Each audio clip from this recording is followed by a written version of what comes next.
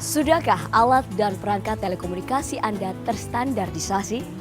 Alat dan perangkat telekomunikasi yang terstandarisasi menjamin interoperabilitas dengan jaringan telekomunikasi, mencegah interferensi antar perangkat, melindungi masyarakat dari kerugian akibat penggunaan alat dan perangkat telekomunikasi.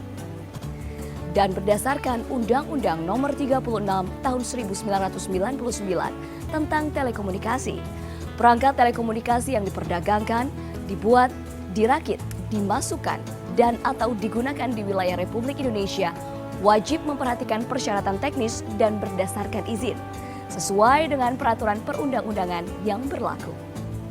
Inilah peran dan tugas Balai Besar Pengujian Perangkat Telekomunikasi dalam proses sertifikasi alat dan perangkat telekomunikasi di Indonesia. Balai Besar Pengujian Perangkat Telekomunikasi atau BBPPT berdiri pada tanggal 17 Mei 1999. Mempunyai tugas pokok melaksanakan pengujian perangkat telekomunikasi dan kalibrasi alat ukur. Keberadaan BBPPT ke depan semakin penting dan strategis seiring dengan kemajuan teknologi telekomunikasi yang berkembang di Indonesia. Upaya peningkatan terus dilakukan dan saat ini BBPPT telah mendapatkan sertifikat ISO 17025 dari Komite Akreditasi Nasional sejak tahun 2001.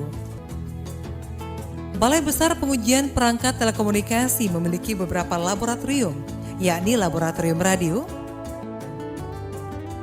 Laboratorium Non-Radio, Laboratorium Seluler, Laboratorium Broadcast,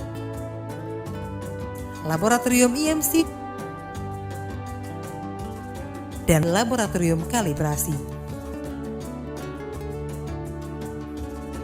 Pengujian perangkat telekomunikasi mengacu pada regulasi spesifikasi teknis Kementerian Komunikasi dan Informatika, Standar Nasional Indonesia atau SNI dan standar internasional seperti European Telecommunication Standard Institute, Radio Regulation, International Electronical Commission, dan International Telecommunication Union yang telah disetujui oleh Direktorat Standarisasi Perangkat Pos dan Informatika SDPPI Kemkominfo.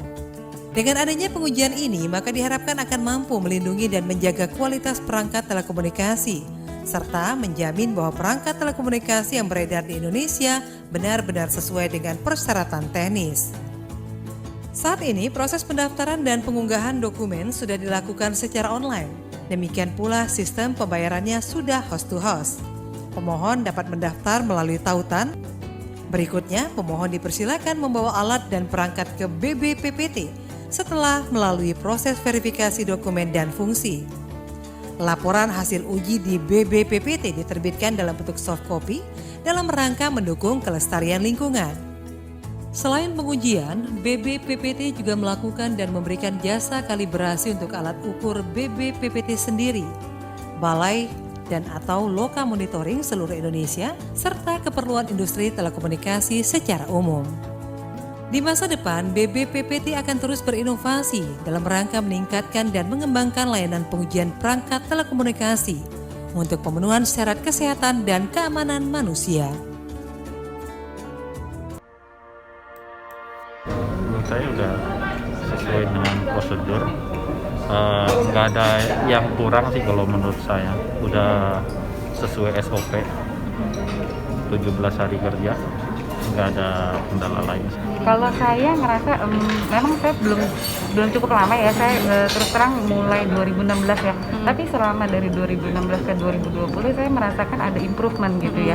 Dari prosesnya ya, yang pertamanya sistemnya masih terasa kaku gitu kan. Nah sekarang sistemnya lebih fleksibel gitu kan. Apabila sampai tadi disebutkan kan, apabila ada perubahan itu tidak perlu mengupload keseluruhan dokumen. Karena saya ingat banget kalau dulu tuh harus diupload semuanya gitu kan. Nah itu dari sisi proses itu jelas terlihat banget ininya improvementnya. Terakhir aja saran untuk BBPT ke depannya?